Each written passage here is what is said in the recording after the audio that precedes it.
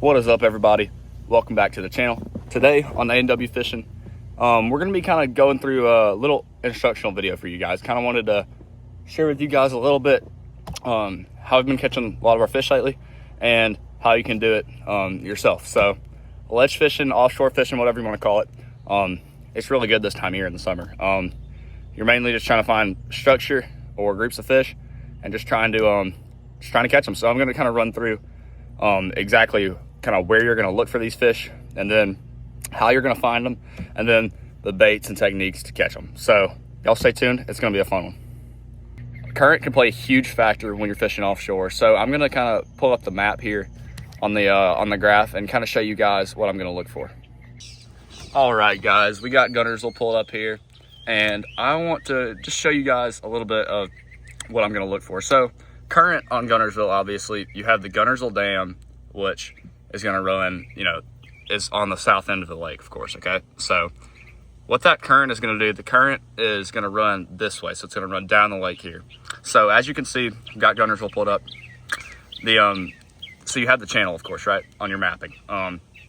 So basically what I'm going to kind of look for is anything that can create a current break. So you have current that's running down here, and anything that sticks in like a creek channel or just any type of little depth change or kind of channel turn or something like that is going to be something that I'm going to look for a current break. So if we pull up this creek channel here, you can see that you have the creek channel coming in, you have two sides off of it. So what I'm going to look for here is when that current's going through this part of the lake, right? So if it's going down to the south, the side of these creek channels that's going to be the best is going to be the side that's the current is hitting. So the down current side, this is the up current side, this is the down current side. The current's going to be pushing into here, right?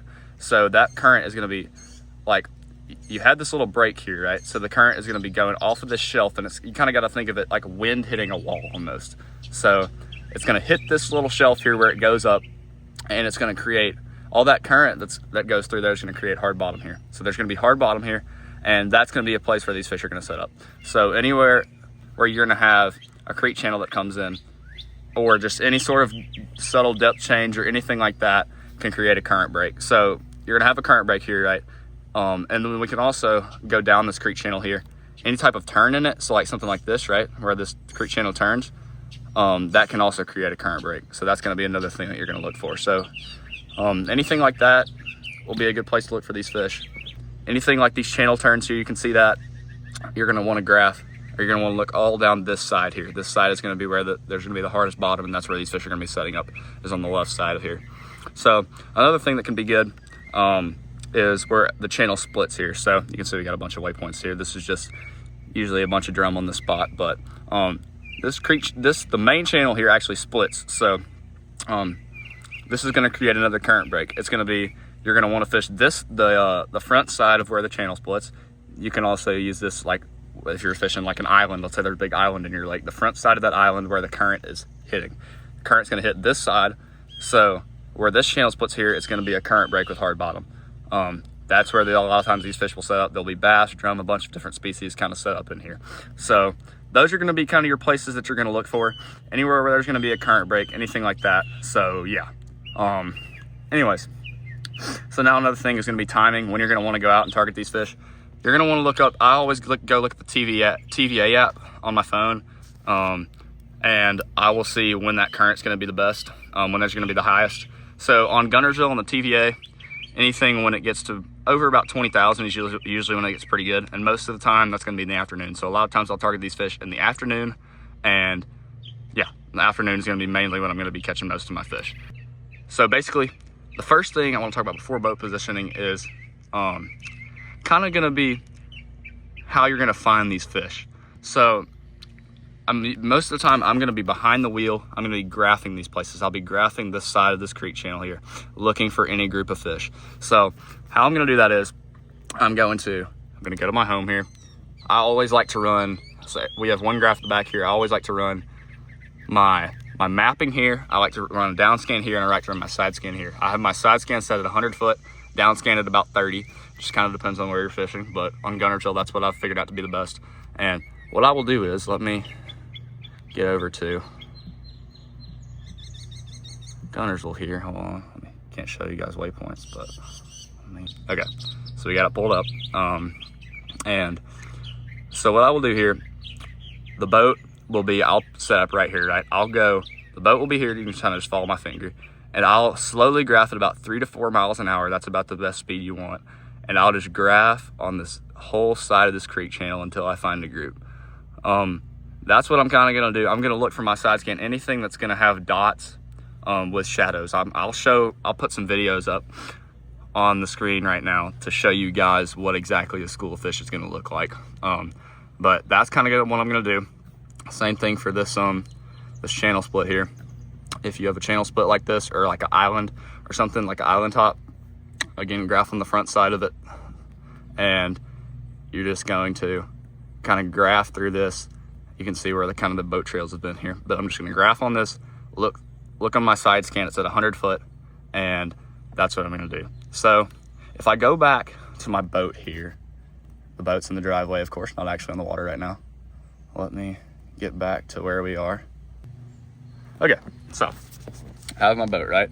You can see that I have these little kind of bars sticking out from the boat, right? So what that actually is I think you can only do this on Humminbird units. I'm not exactly sure though, but on my Humminbird unit here, I have that's actually where my side scan is reading. So my side scan goes out to 100 foot, and wherever this is reading, it shows up right here. So you can see those little rings. I'll know exactly where my side scan is scanning. So how I'm gonna do that is, I'm gonna go click on my mapping, right? I'm gonna hit, let's see, you're gonna hit these 3 lines. You're gonna go to settings. You're gonna go to vessel overlays, right? And you're going to see where this hits side scan, SI range, side imaging range. Press that right there, and you can see that those little things come up. That's just another little tip that'll make you a lot more efficient out there on the water. So that's a really big thing that I always like to do. So yeah, that's another big tip. So again, let me pull this back up here. But yeah, I'm just gonna do that. I'm gonna have my boat here, as you guys will see, going 3 to 4 miles an hour, and I'll just be idling in this creek channel, looking out on my side scan and looking at my down scan too, looking for schools of fish. That's what I'm gonna kind of be looking at. Let's go to Douglas Lake here. Douglas Lake in Tennessee. But what I'm gonna do is, you see how the channel here, it's a lot deeper. It's the Highland Reservoir, right? So in Highland Reservoirs here, this is Douglas Lake, of course. What I will look for is points. So anything that's gonna stick out into the water and create a current break. So let's see here. We're gonna look around. We can see that we have these points here, right? And we have these little ditches and drains that go into these creeks, right? And what I will do is, I'll have these things right here, these points, okay? I'll idle around these points. I'll, again, get my boat, and I will get on side imaging, down imaging. I'll just idle down these points here, and I will look around these whole points looking for schools of fish. And I will do that on Highland Reservoirs a lot. Points are another good place to find them on the TVA, or like a river system, lake, anything like that. But those are gonna be kind of the 3 things that I'm gonna look for. I'm gonna look for a channel split or an island. I'm gonna look for a creek channel intersection, and I'm gonna look for points. Anything that's gonna create a current break like that, or a depth change, is gonna be a really good area to find these fish offshore. All right, guys, now that I've kind of showed y'all exactly how to find these fish offshore, and kind of how to set up on them, and so now you gotta know, once you found these fish, how do you catch them? So there's really 4 main baits that I'm gonna throw. There's a bunch more other baits that I've caught fish out on the ledges and that I'll have tied on, but there's really 4 main ones that have caught the most fish for me. And I think if you're gonna start ledge fishing, you gotta have these 4 tied on. So basically, what I'm gonna almost always start with a school, if I have a school of fish in front of me, I'd say about 85 to 90% of the time I'm gonna start with this bait. So first bait that I'm usually gonna throw in a school is a big flutter spoon. So this is a Dixie Jet Talon spoon here. It's a 6-inch spoon that weighs 2.75 ounces. So it's a big, hefty spoon. And the reason why I'm gonna start with this in a school is, a lot of times, if you throw a bigger bait in a school, a bigger, more aggressive bait, a lot of times that's how you're gonna be able to catch the biggest fish out of that school. So I always like to, when I first pull up on a school, throw this thing in there, because it can allow me sometimes to get a really big bite out of the school on my first couple of casts. So basically how you're gonna fish this spoon, there's a couple ways to fish it. But I'll just throw it out there, and a lot of times what I'll do, I'll either get my rod on like a big lift with it like that. I'll just kind of lift up like that. I'll snap it off the bottom, or what I'll do is I'll reel like that and let it fall back down. Burn, burn, burn, burn, let it fall back down. I really like that burn and pause retrieves where I'll burn it and that spoon's just gonna fall back down. It's gonna shoot back up, and it's gonna go fall back down. So the spoon, the setup I'm gonna throw is, I like a long rod. I like a rod that has enough backbone that it can actually throw this big thing out there, but I like it to be fairly soft in a way that because it has treble hooks on there and it's a bunch of big weight that I can keep fish pinned on it. So this is a 7.5 medium heavy Shimano Zodius here. A lot of people might think it's a little bit underpowered for a 2 3/4 ounce bait. It's a little bit harder to cast on this rod, but I really do think with this a little bit softer rod, I land a lot more fish with it. So yeah, that's gonna be the rod. The reel I like to throw is like a little bit faster gear ratio reel. It's a 7.4 to 1. This is a Shimano Corrado 200. 7.4 to 1. I like this Corrado 200. It's a little bit bigger reel, balances really well with a little bit longer and bigger rod. And the line, I have 65 pound straight, or not straight braid, but 65 pound braid. This is Power Pro Max Quattro here. Really any 50 to 65 pound braid is going to be good for this. And then what I will run is, I don't run this on any other bait, but I will actually tie a swivel here on here instead of tying like a standard FG knot or something like that. The reason I tie this swivel on here is basically just to eliminate line twists, and I feel like it gives that bait a little bit more freedom and a little bit more action. But that's just the only technique that I will actually run a swivel instead of an actual connection knot. So, and then I'll run about an 18-inch fluorocarbon leader. This is 20 or 25 pound fluoro leader. Works great for a spoon. But that's 20 pound Sunline FC Sniper there for the leader. But an 18-inch leader, you don't need a super long leader, and that's going to be the setup. I replaced my hooks on my spoon. These are Owner ST36s. These are number 1s. Those are the hooks I like for the spoon. And after I fish that spoon in there, I will almost always pick up a crankbait. A deep crankbait is a really good way to fire up a school of fish. If I just can't get them to bite anything, or if those fish have just kind of shut down on me, a crank's a really good way to catch them. I'll almost always throw this in there after that spoon. I'll start with that spoon most of the time, and then I'll crank them, because I feel like that can kind of fire up the school once they stop eating that spoon, or even if they don't eat the spoon at all. This crankbait can be a good way to fire them up. So the two crankbaits, my two favorites are, of course, going to be a Strike King 6XD, and then this is the Rapala DT20. I like the DT16 or the DT20, just depends on what depth you're fishing. Another great one is the Berkeley Dredger, but a deep crank is a really good way to fire up a school. I like this 6XD when it seems like those fish are a bit more aggressive, or earlier in the season when they haven't been as pressured much and more of a bolder color. And then once it gets later into the season, or there's not as much current rolling or something like that, it just seems like they're not eating as well, then I'll put on that DT20 in a more natural color, because it's a more quiet bait and it just has a little bit more subtle action, and I'll put it in a more natural color. So sorry about that, guys. My phone overheated. So anyways, back to what I was saying. Need a long cast to get the full depth out of that bait. That's really important.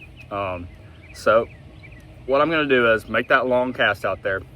I'm gonna burn that thing down as fast as I possibly can to get it to the right depth that it needs to be. And then a lot of times I'm always reeling fast, but a lot of times I will either pause it, give it some pauses every now and then, or I'll sweep my rod sometimes just to kind of get it to slow down and really dig into the bottom a little bit more.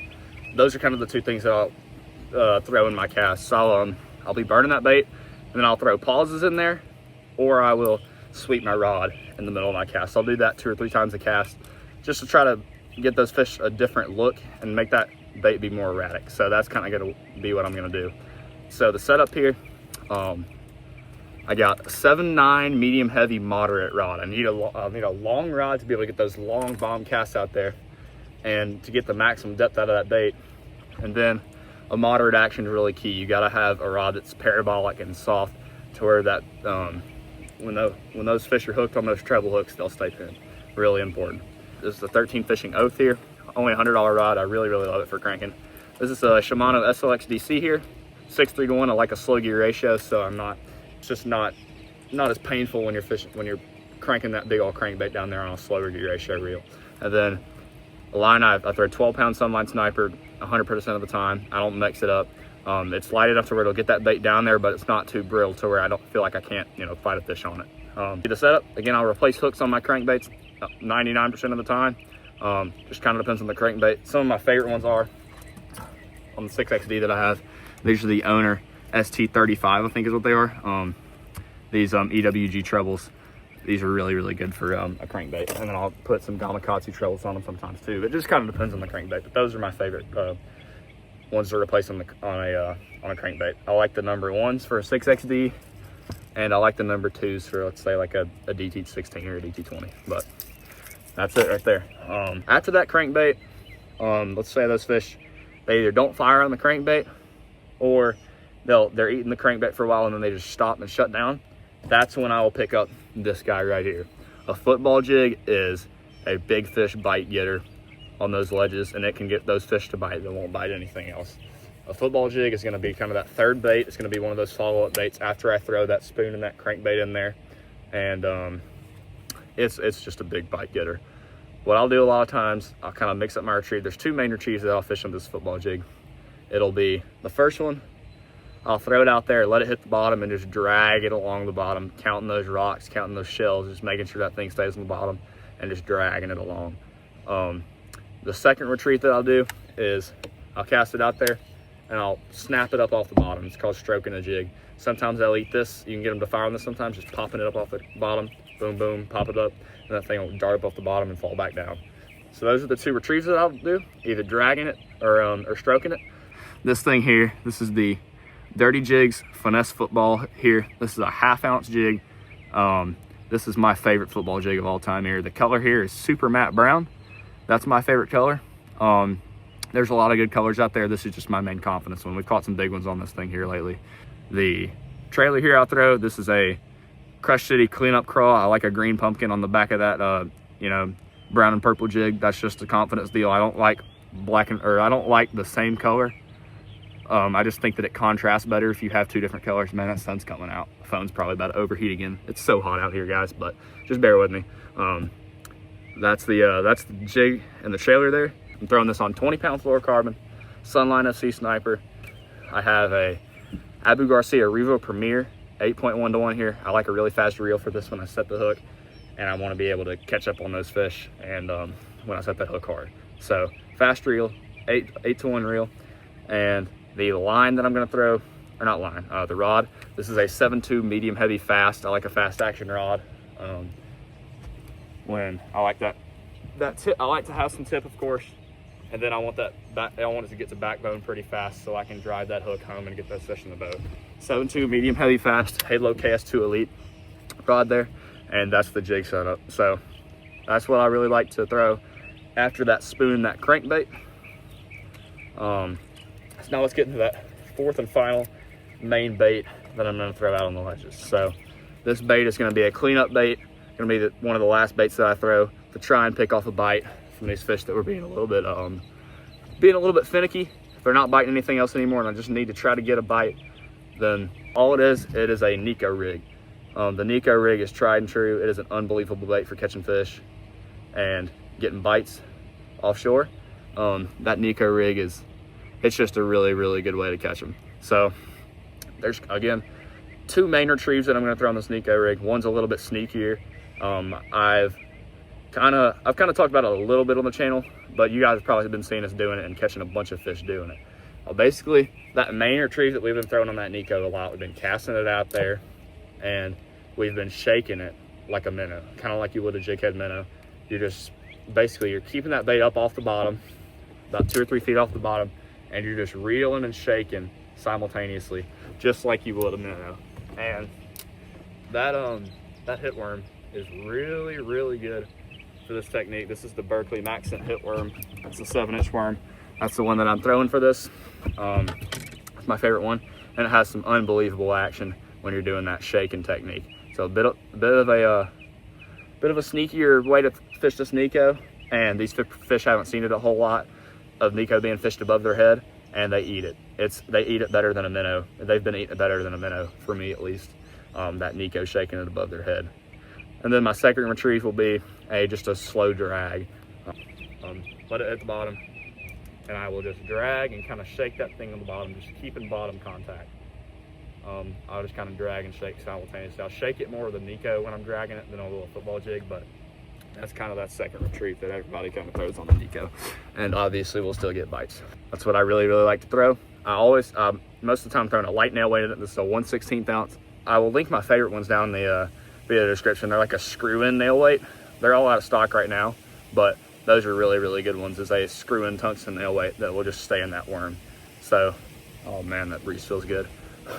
Sorry guys, but the hook that I'm throwing, this is actually just a standard Gamakatsu drop shot hook. This is a 1/0. That's my favorite hook that I found for this. I don't like a weedless hook. I just like a standard, drop shot or Neko style hook with no weed guard. I just think it gets a better hookup ratio. And then I always will throw this band on here. This is a VMC crossover band, or crossover ring, sorry. And that band there just allows that worm to stay on there better and to where I can rig that thing vertically. My rod is the Shimano X Pride 7.2 medium light, actually. The 7.2 medium light's more like a medium, so that's why I really like it for this. It's a bit stiffer than most medium lights, but it's kind of just your all-around standard spinning rod. This 7.2 medium light's great for the Neko. The reel that I'm throwing this Neko is Daiwa Tatula MQLT. It's a 3000 size. Then I have 12-pound braid on here. This is Suffix Revolve here. My favorite reel, my favorite braid to put on spinning reels is this Suffix Revolve. 12-pound is what I like. Then a lot of times I'm throwing a 14-pound leader. This is Sunline Sniper here. Just most of the time connected with an FG knot. And yep, that's the leader, 14-pound. And yeah, that's gonna be the setup. So that's gonna be that Neko rig. That's gonna be one of my favorite follow-up baits out there. That shaking that Neko rig like you would a minnow has been a really good technique for me lately. Thank you guys so much for watching. I really hope that you guys took something away from this video, learned something, because I really enjoy teaching other people about bass fishing. Even though, of course, I'm not a pro, I'm not the best bass fisherman in the world. I'm just the average Joe out there, just going out there and fishing, having a good time. But I always like to get better and improve, and I always like to pass down information to you guys. I really love teaching other people about bass fishing, and I hope that you guys learned something about this video and you guys can go out and go out there and catch some ledge fish. But anyways, everything I talk about, again, will be linked in the description for you guys. And if you enjoyed and you're watching up until this point, like, comment, share, subscribe, anything like that. Just helps the channel out. But thank you guys so much for watching, and thank you for all the support. And we will see you guys next time on A&W Fishing.